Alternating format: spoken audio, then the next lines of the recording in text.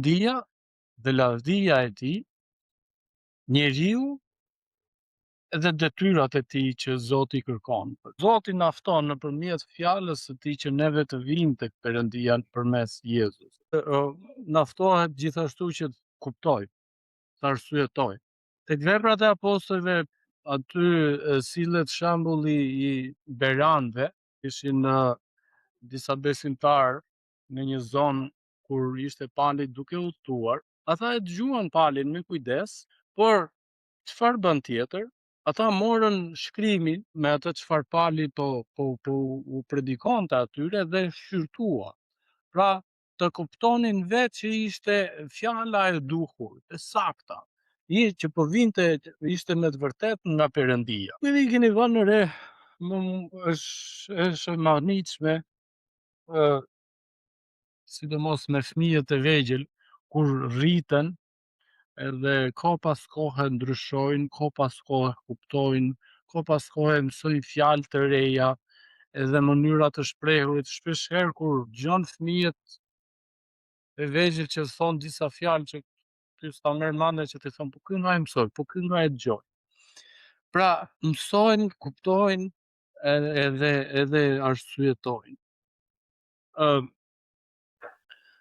Ajo çfarë desha të them është që Perëndia na ka krijuar me aftësinë për të arsyetuar, për tu ndërgjegjësuar, le të themi, për mënyrën për të zgjedhur, për ta shqyrtuar fjalën e Perëndisë ashtu siç duhet. Perëndia nuk ka frikë, nuk tundohet, nuk tutet, nuk trembet, nëse neve do ta marrim që ta shqyrtojmë fjalën e tij.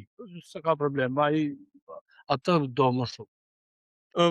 Duke filluar që nga kapitulli i dytë, pra që nga vargu i parë, Pietri thot: hidhni tej pra çdo ligësi dhe çdo mashtim, hipokrizi, smira dhe çdo shpif. Është interesante, nuk e di, besoj që jeni hasur nëpër këto rrjetet sociale, Instagrame, TikTokra e gjëra që flasin për energjinë pozitive, si të mbash ti mendjen, si të ta mbushësh mendjen tënde me fjalë pozitive, tregojnë në si thua sa e fortë dhe fuqishme është mendja, se çfarë mund të bëjë në trupin tënd. Dhe është e vërtetë, keni vënë re për shembull që kur juve trembeni, kur je i qetë, dëgjon një zhurmë papritur, trupi jot reagon, fillon bën ato reagimet, trembesh, flasin djerë ftohta, zbardhesh, zverdhesh fare ose nxihesh varet nga reagimi. Edhe por ka diçka tjetër. Pietri thot: si fushit sapo lindur ata dëshironi fort qumshin e pastër të fjalës që të rriteni me anë të tij. Domethënë, Perëndia na fton, edhe Jezusi thot: lejeni fëmijët të vinë të gjithë tek unë.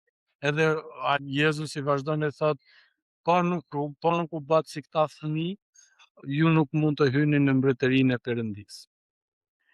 Fakti është që sinqeriteti, pastërtia mendore e një fëmije edhe imagjinata dhe i gjërave përtej mundësive dhe aftësive. E keni vënë re nëse do të dëgjonit një fëmijë ose edhe një adoleshent ose kur një të ri që ne të themi thjesht me atë shprehjen tonë: nuk ta ndyr hallat akoma aty. Prit dale edhe një çik. Po keni vënë re se sa pafajshëm do të thoja, se sa të pastër në atë imagjinatën e mendimeve tyre. Neve shpesh herë limitohemi në mendjen tonë duke thënë nuk mundet, nuk bëhet. Neve kemi gjithmonë atë nukun në pjesën. Perëndia na fton që të vazhdojmë ta kërkojmë fjalën e Perëndisë si ushqim për shpirtin ton, ashtu siç një fëmijë e dëshiron qumshtin.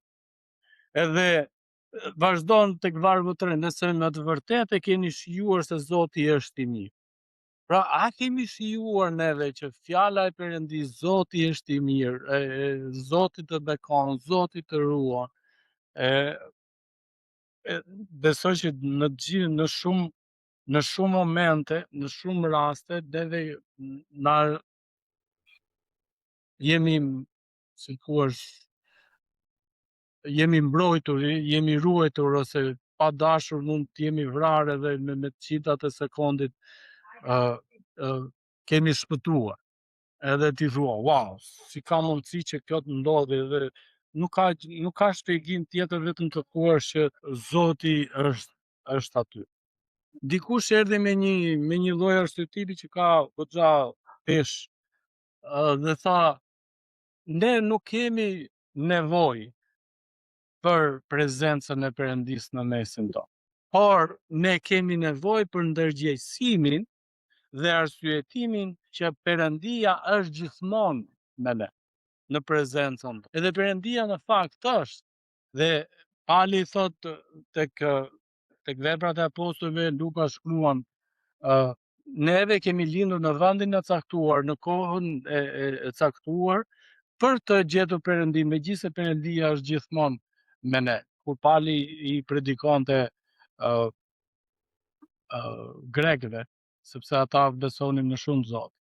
Edhe ai tregoi se shiko, tha, është një zot, një Perëndi, tha, që ju nuk i njihni akoma, dhe ata i quhenin Perëndia i panjohur, duke marrë këtë lloj emërtimi, Pali bëri të ditur Perëndin e gjithësisë.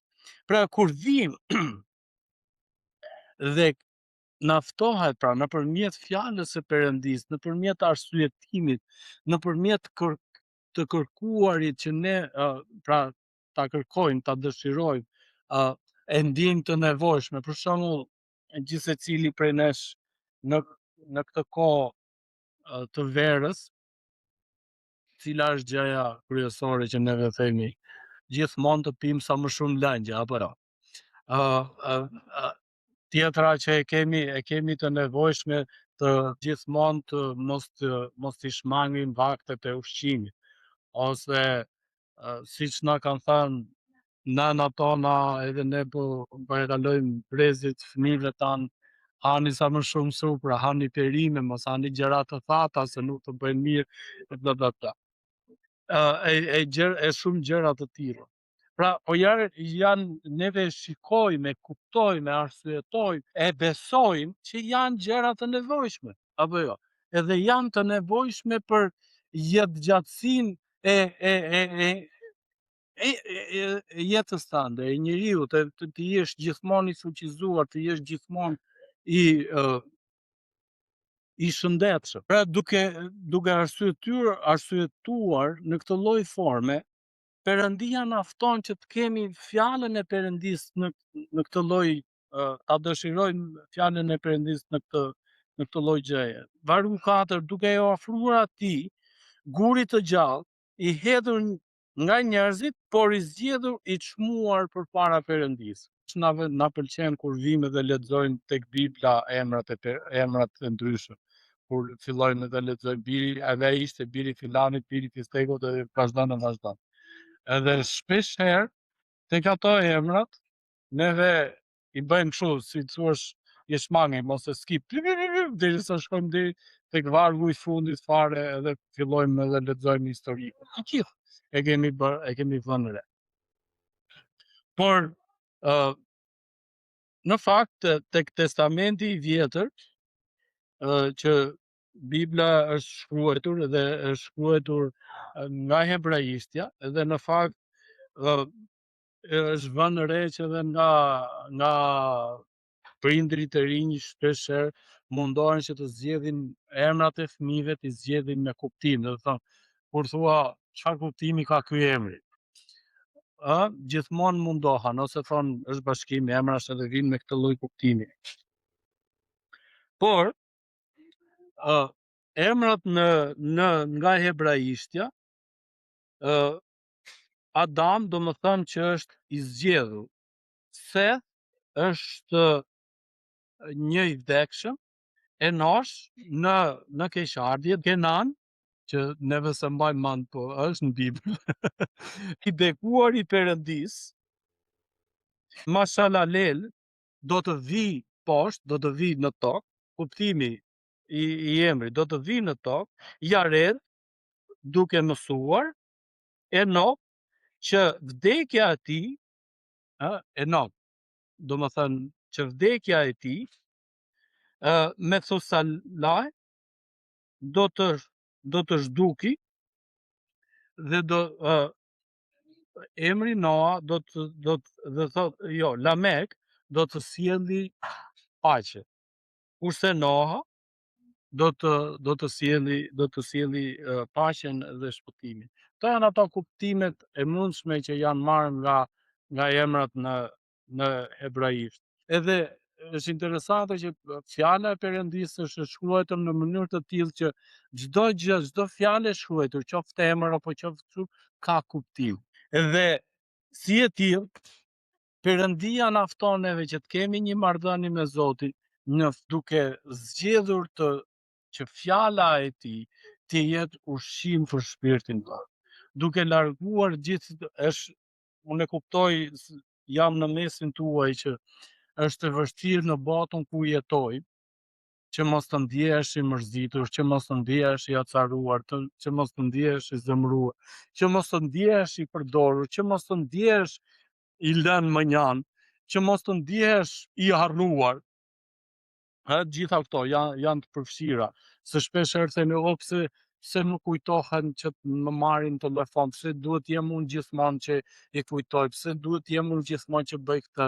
E gjitha këto gjëra me radhë, janë pjesë e jetës që neve themi, pra nuk është pothuajse e pamundur që mos t'i ndjesh këto gjëra. Por Pietri na fton që me vargun e parë të kapitullit 2, hidhi këto me njëra, kur vjen përpara Perëndisë. Kur vjen, ja siç jemi në këto momente sot, që bëm dhe atë lutjen tonë të hapjes të adhurimit, që të vim, të mundohemi të paktën gjatë kësaj kohe të jemi të fokusuar tek këngët e adhurimit, tek ato, ja kush e mban mend disa nga këngët që neve kënduam në fillim e deri më tani.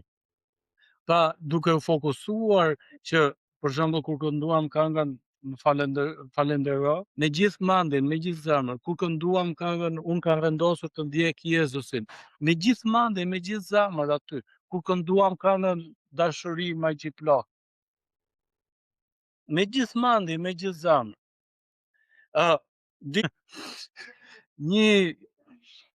Një predikues vendosi të predikonte një predikim për një muaj rresht. Edhe madje edhe e kaloi muaj. Besimtarët e kishës nuk po e vinin re. Po aty nga fundi, domethënë nga fillimi i muajit tjetër, e kuptuan që çfarë po bën? Se më duket se e ke predikuar disa herë. Po tha sa herë thot? Po e ke predikuar disa herë. Pra, kur ajo çfarë desha të nxjis është të qenit me gjithë mendjen tonë, të qenit me gjithë zemrën tonë. Unë e di shumë mirë që sapo të mbarojmë neve do themi do ikim se kemi ato gjërat tona, çdo njeri ka ato shqetësimet e veta, e gjitha me radhë, preokupimet e vet. Por ama kjo koha këtu le të jetë e tillë që neve të fokusohemi 100%. Vargu 5, edhe ju sigur të gjallë ndërtoheni për të qenë një shtëpi frymore, një pritëri e shenjtë për të ofruar flijime frymore që i pëlqejnë Perëndisë me anë të Jezu Krishtit. Prandaj edhe përmendet në shkrimet vargu 6. Ja, po vë në Sion një gur qosheje të zgjedhur, të çmuar, dhe ai që beson në të nuk do të turprohet as pak. Pra, neve kemi një dhënë, kemi një qëllim kur vim dhe bashkohemi në ndërtesën frymore të Perëndisë. Jemi të gjithë të rëndësishëm përpara Zotit. Dhe Zoti kërkon pikërisht të gjë që ne ta dëshirojmë fjalën e Perëndisë si ushqimin ton ditor që e kemi të nevojshëm. Tani neve kemi ardhur në një moshë që gjërat më përpara që kemi dëgjuar më përpara nga ana shëndetësore, thonë ç'a janë këto. Për shembull kur isha i ri edhe si Joeli si mendoja fare. Që thoshnin mos ha ushqime të thata ose nuk të bëjnë mirë e kështu po. Ose kur thonin që mos ha kështu ushqime se dëmton stomak. Po pyet stomaku im, stomaku im dum kur. Kurse tani do kujdesesh, do hash e kështu me radhë. Pra ato gjëra që më përpara ishin të pa imagjinueshme, të pa mendueshme, që thosh nuk është se janë gjëra për tu menduar, për tu shqetësuar, tani janë kur vjen me kënd top, me kallaballaku, mblidhet kallaballaku, mendon se dale, duhet të jesh i kujdes. Edhe Perëndia këtë dëshiron për ne, që të vijmë të arsyetojmë, të ndërgjegjësohemi që çdo veprimi ynë ndikon në përjetësim, ndikon në marrëdhënien tonë me Zotin, ndikon të qenit pjesëtar i mbretërisë së Perëndisë. Ndaj unë dëshiroj dhe ju nxis pikërisht me këtë gjëra. Si foshje të sapo lindura të dëshironi fort qumshtin e pastër të fjalës, që të rriteni me anë të tij. Edhe vargu 3, mos e kundërshtoni këtë, ose mos thoni që nuk është e vërtetë. Nëse vërtet e keni shijuar se Zoti është i mirë, sepse gjithsecili prej nesh në një moment të caktuar të jetës sone ka shijuar që Zoti është i mirë. E ka ndjer dorën e Perëndisë, e ka vërtetuar, e ka parë me sytë e vet, që nuk ka mundësi tjetër, por është dora e Perëndisë, është Perëndia që më ruan, është Perëndia që më mbron, është Perëndia që siguron. Le mos ta harrojmë këtë gjë. Edhe le gjithmonë të qëndrojmë të tillë, pra të uritur për fjalën e Zotit, duke ushqyer shpirtin tonë.